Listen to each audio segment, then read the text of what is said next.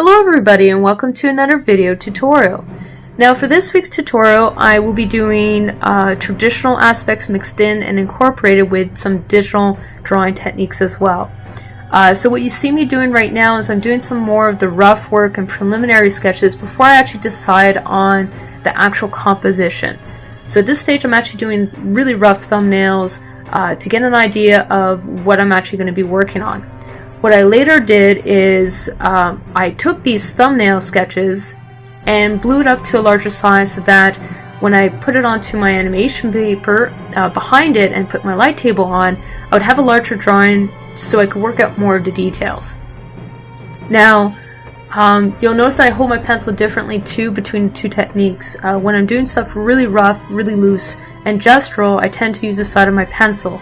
But when I start tightening up the structure, then I start using more mechanical pencils instead because I can get a finer level of detail and control over the finer elements.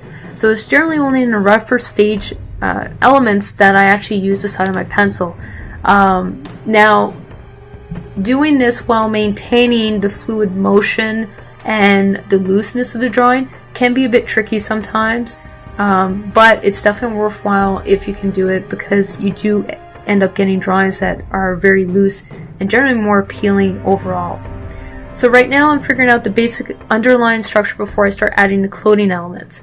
This is something I typically do for pretty much any drawing that I'm working on, and this includes both traditional and digital techniques. In Photoshop I'll essentially add another layer of paper, or another layer to the drawing. Traditionally though, as you see me working on it right now, I'll just add another piece of paper on top of my initial sketch. And as I'm refining the drawing, I'll keep on adding more pages and removing some of the older images as I don't need them. Just figuring out the eye line and figuring out some of the basic features for the face. Now getting a very interesting angle on the face does take sometimes a while, but it's definitely worthwhile to spend that extra time because it's something that's we really do notice as humans if there's a mistake in the face or the hands. They're generally areas that have a lot of emotion, and you can actually portray a lot of emotional content in your character with those areas. So just working out the hair, and I just added another piece of paper so I could start working on the clothing elements. Once again, you see me that I'm roughing out the basic idea and then going in adding the details later. At this stage it's still very rough. I'll actually add another piece of paper on top of it and go in with a darker pencil as well to fine-tune the folds of the clothing that I've decided to go with. So at this stage I was experimenting a lot with the clothing elements. Once again, I'm trying to achieve a look that is similar to another artist's style.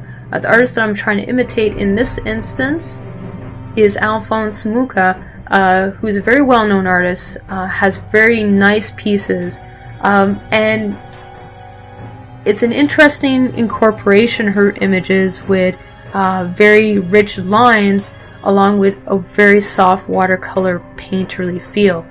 So to imitate this, I'm actually going to use a variety of techniques. So I'm going to be combining both traditional, digital techniques and different softwares as well between Illustrator and Photoshop most likely to get certain different elements because each software has its own pros and cons.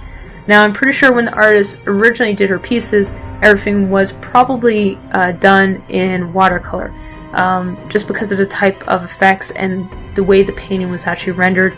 I'm going to assume that it's all watercolor. It's very well rendered though, and you don't see that caliber too often nowadays for watercolor. But to make things easier and to figure out the best workflow if I ever have to do something like this similarly, I'm going to be experimenting a lot with going back and forth between all three mediums, so Illustrator, Photoshop, and also my drawing pad. So I'm pretty happy structurally with the majority of this image.